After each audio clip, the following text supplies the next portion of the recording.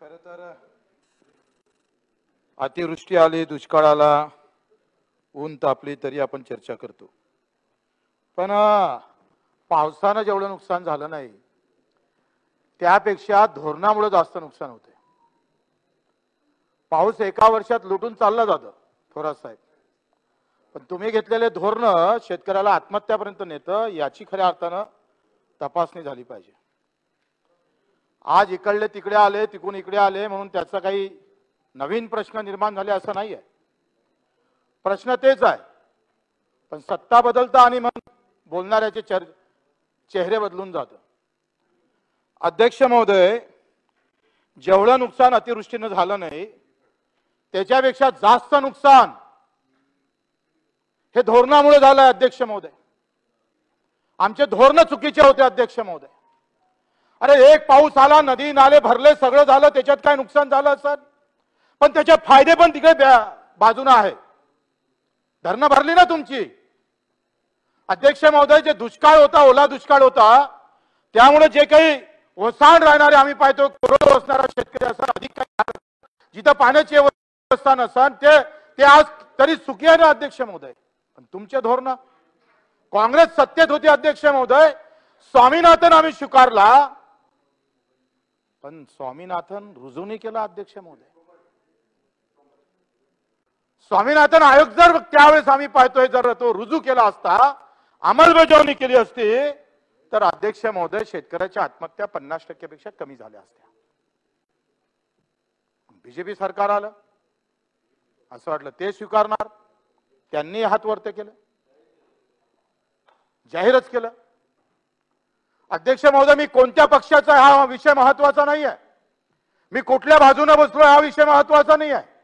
मी भाजप शिवसेनेच्या पक्षाला पाठिंबा दिला आणि म्हणून मी शेपटी हलवाची, हा विषय महत्वाचा नाही आहे.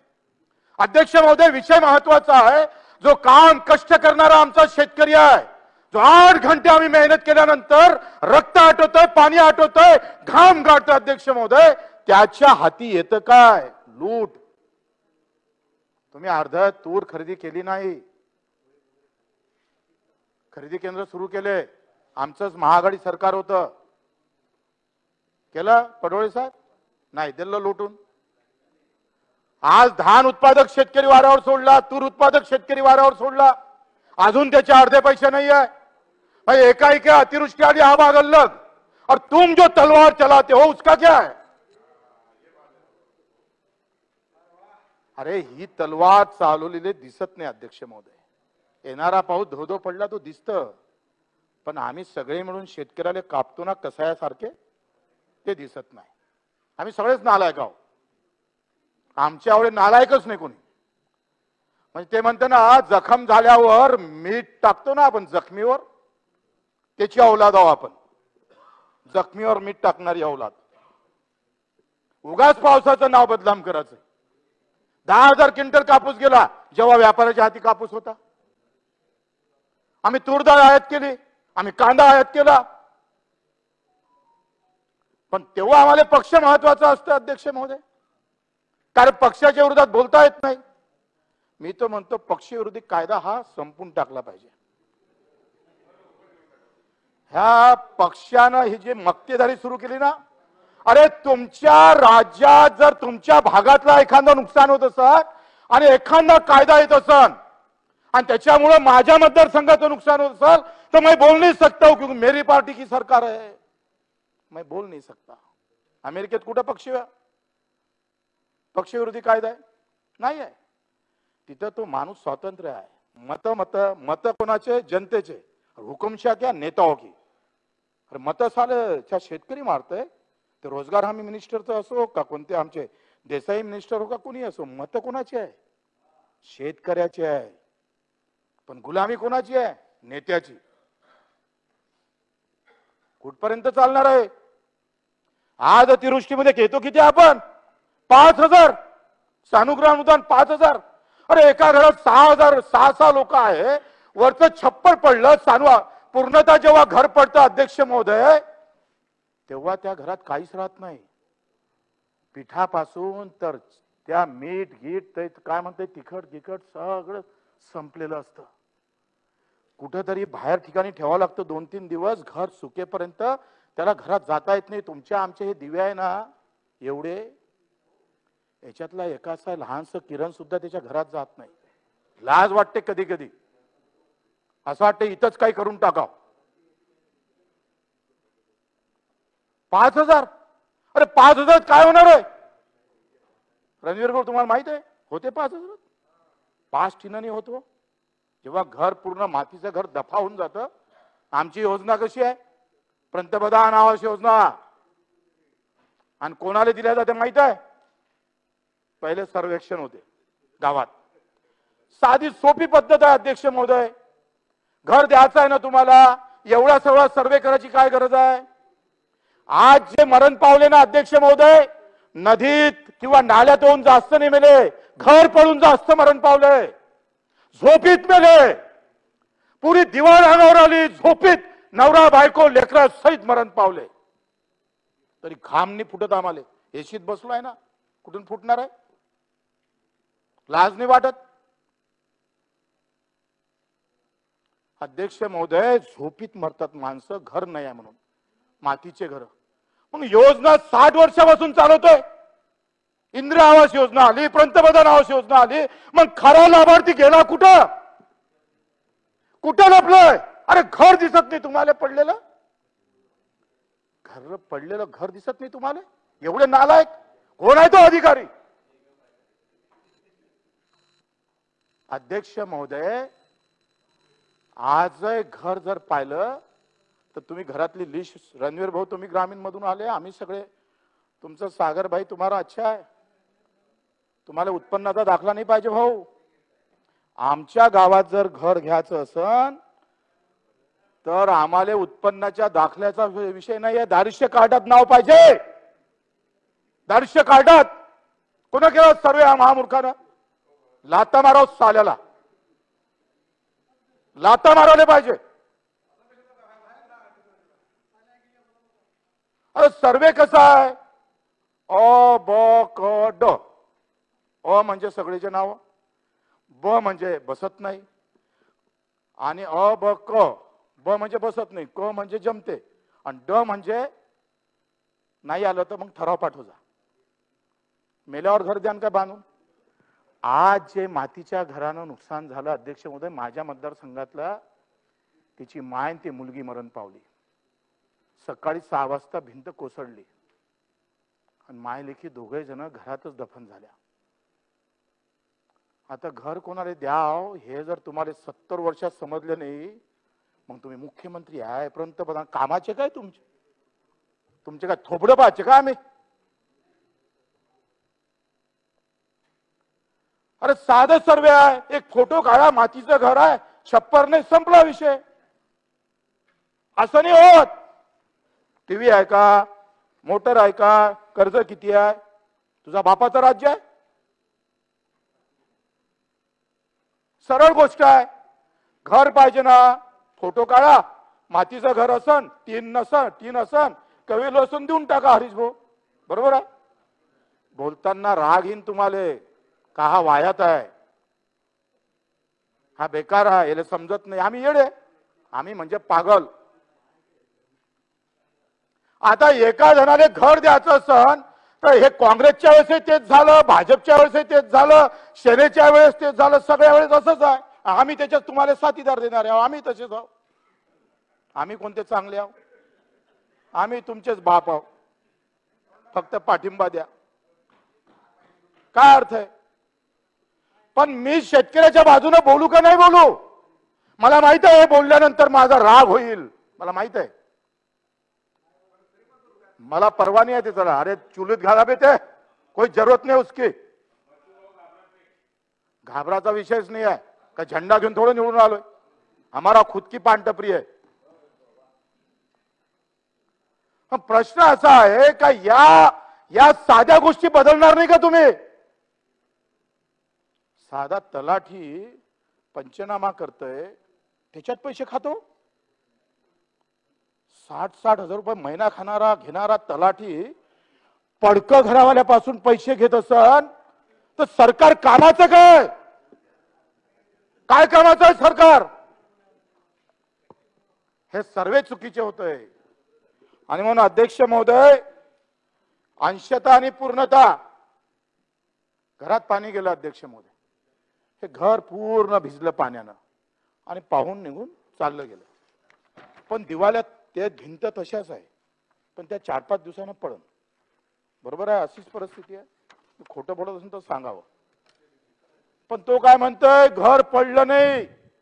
आता तुम्ही बेल वाजवणार, मला सांगणार का बस करा, कारण हे समोरचे तुम्ही किती काही वेळा बोलू देता, त्याला तुमचं काही बंधन नाही आहे. पण इकडे बोलणारा भेटला अपक्ष, कारण आमची ताकद कमी आहे. तुम्हाला माहित आहे, ये क्या बाका कर सकता हमारा. बोला. हा, हे धन्यवाद. भरपूर बोला. पहिले अध्यक्ष पाहिले माझ्या जीवनात, तर तुम्ही बोला म्हटलं. अध्यक्ष महोदय, भिंती 4 त्या 5-6 दिवसात पडत नाही. जयंतरावजी, आप भी ग्रामविकास मंत्री थे. पण तेव्हा पडल्या नाही म्हणून तो अंशतामध्ये आला. मग जात ते पीडब्ल्यूडी कडे. पीडब्ल्यूडी वाले एवढे बदमाश आहे का हा इंजिनियर घरापाशी जात नाही. आता एका तालुक्यातले जर 1000 घर पडले आहे, तो इंजिनियर कुठे जाणार आहे? तो पंचायत समिती वाला असन, पीडब्ल्यूडी वाला असन, जिल्हा परिषद वाला, वो जाताही नाही. आणि तुमच्या जीआर असतं अंशतः असन तर 25,000 द्या, पूर्णतः असन तर 95,000 द्या. मी दाव्यानं सांगतोय, ते काँग्रेसवाले असू दे का सेने भाजपवाले असू दे, सरकार किसका भी रहने राहू द्या. तो राज्य हे 95,000 या राज्यातल्या एकाही माणसाला भेटले नाही.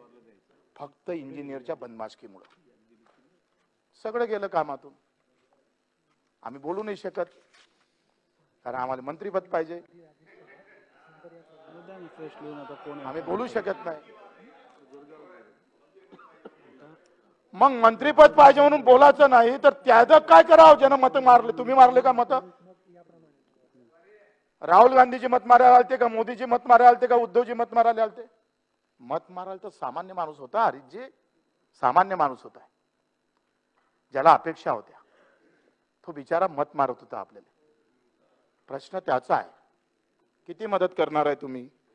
अध्यक्ष महोदय, लहान लहान गोष्टी आहे अध्यक्ष महोदय, खूप लहान लहान आहे. 1 लाख कोंबड्या वाहून गेल्या अध्यक्ष महोदय, काहीच मदत नाही भेटली. जीआर मध्ये कोंबड्या वाहून गेलेले पैसे नाही भेटत. ते 50 रुपये देतं. आता 50 रुपयात कोंबडी. आम्ही चिकन नाही खात, पण चिकन खाणाऱ्याला विचारा बरं. 750 रुपये 1 किलो कोंबडी, 750 खपते, आणि आम्ही देतो 50 रुपये. कसं होणार आहे भुमरे साहेब? आता हे नदीवरच्या नाल्याकाठावरचे शेत वाहून गेले आणि आपण शेतच दिसत नाही. रणवीर भाऊ, 5 एकर वावर आणि अर्धा एकर वाहून गेलं, दिसतंय? तुम्ही त्याला दुरुस्तीसाठी पैसे देता. अरे वाहून गेलं ना, माणूसच नाही. काय सरकार आहे? कोणाचं असू दे, वाहून गेलं ना, द्या ना, अर्धे पैसे द्या ना त्याला. किमान इकलास घ्या, इकलास म्हटली तरी द्या. आता नदी नाल्यावरच्या काठावरचे शेत वाहून गेले, तिथे दुरुस्तीला पैसे देऊन फायदा नाहीये. त्याला पूर्ण पैसे द्यावे लागेल, भूसंपादन करून घ्यावं लागेल. कारण नदी नाल्याच्या या सगळ्या कोपामध्ये त्याचं सगळं नुकसान झालं. 2 एकर वाल्याचं दर अर्धा एकर होऊन गेलं, अक्करभर गेलं, तर राहिलेलं शेतही वाहण्यात येते ना अध्यक्ष महोदय. त्यासाठी काही निर्णय घेतला पाहिजे अध्यक्ष महोदय. नदी नाल्याचं खोलीकरण निवड पाणी मुरवासाठी नाही करणं आवश्यक आहे.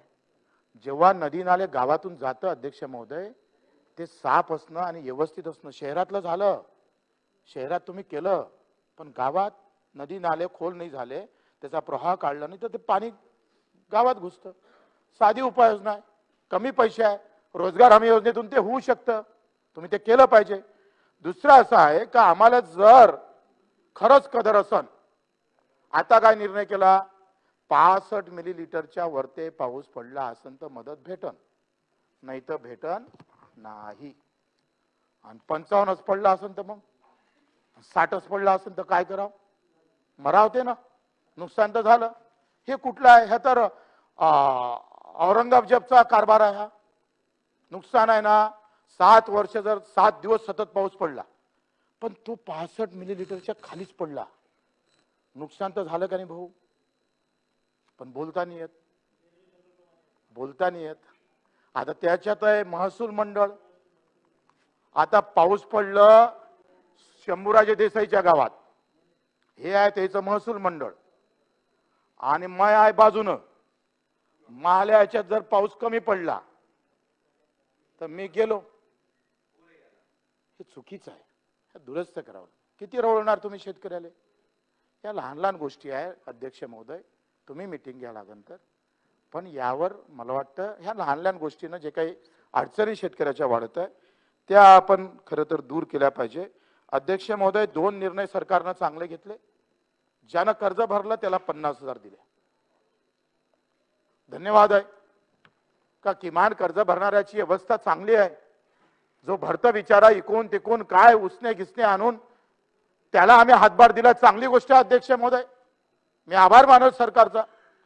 पण अध्यक्ष महोदय, रोजगार हमी योजनेमध्ये किमान करोडो शेतकरी, ऊस उत्पादक नाही, संत्रा उत्पादक नाही, पण करोडो खारपान पट्ट्यातला शेतकरी हा जर रोजगार हमी योजनेला जोडला, किमान पहिले तर असा मोठा निर्णय घ्या का जो आमचा करोडो शेतकरी या 2 एकराच्या आत आहे, करोडोच घ्या, त्याच्यातही अधिक करा, सुरू करा. कारण रोजगार हमी योजना ही महाराष्ट्राची जननी आहे. महाराष्ट्रात ते निर्माण झाले, हिची व्यापकता वाढवली पाहिजे. मग विधवा भगिनी असन, अपंग बांधव असन, त्यांना तर चालू करा ना. लावा छातीले माती, एकदा अधिक गुवाहाटीला जाऊ आपण, काय हरकत नाही, पण करा, याच्यावर निर्णय घ्यावा लागेल अध्यक्ष महोदय. म्हणून आपल्याकडून सरळ आता पीक विमा योजना अध्यक्ष महोदय, पिकाचं नुकसान झाल्यावर पैसे देतो आपण, पण शासन निर्णय काय अध्यक्ष महोदय, मधातल्या काळात जर 50% वर महसूल विभागामध्ये नुकसान झालं तर 25% पैसे हे पीक विमा कंपनीनं दिले पाहिजे. एकाय कलेक्टरनं अहवाल पाठवला नाही. आपण मागच्या वेळेस करून घेतलं रणवीर भाऊ, का मला जसं म्हटलं, मी मंत्रिमंडळात गेलो, मंत्रिमंडळात हे बोललो, कारण आमचे सचिव हे बोलत नाही. आता याच्यामध्ये काय, आता लगेच आजच्या उद्याच्या उद्या जर आदेश दिले सगळ्या कलेक्टरला आणि त्यांना सांगितलं का ज्या महसूल मंडळामध्ये 50% वर नुकसान झालं तर सरकारचा अर्धा भार कमी होतं, हे 25% पैसे कंपनीला देणं अनिवार्य आहे. पण एक ऍग्रीमेंट आहे, पण एकाय कलेक्टरचा अहवाल आला नाही. जसे आम्ही तसे ते, काही फरक नाही. मागच्या वेळेस आम्ही कॅबिनेट मध्ये गेलो, दादा होते, सगळे होते, ते डवले होते सचिव, ते तर लवकर लागून देत डवडे साहेब, त्याच्यासमोर पोथीपारायण वाचल्याशिवाय त्याचं जमतच नाही काम. आणि मग तेव्हा लागू झालं, कलेक्टरचे अहवाल आले, म्हणून आपल्या अकोला जिल्ह्यामध्ये सगळ्यात जास्त पैसे त्यावेळेस 25% भेटले. हा स्टँडिंग आहे, पहिल्यांदा मदत भेटली 25% मागच्या काळात, मागच्या वर्षी. म्हणून ते आदेश लगेच द्या, कलेक्टरकडून अहवाल मागवा, कलेक्टरकडून पत्र द्या, कारण त्याच्या प्रोसेस आहे. कलेक्टरनं जर पत्र दिले नाही त्या ठराविक काळामध्ये तर ते कंपनी ते सगळ्या पीक विमा नाकारतं. पीक निघाच्या अगोदर झालेलं नुकसान, पीक निघाल्यावर झालेलं नुकसान अलग, पण पीक निघाच्या अगोदर झालेल्या नुकसानासाठी ज्या ऍडव्हान्स मध्ये त्याला 25% पैसे दिले पाहिजे, त्याची लगेच आपण सूचना दिल्या पाहिजे अध्यक्ष महोदय.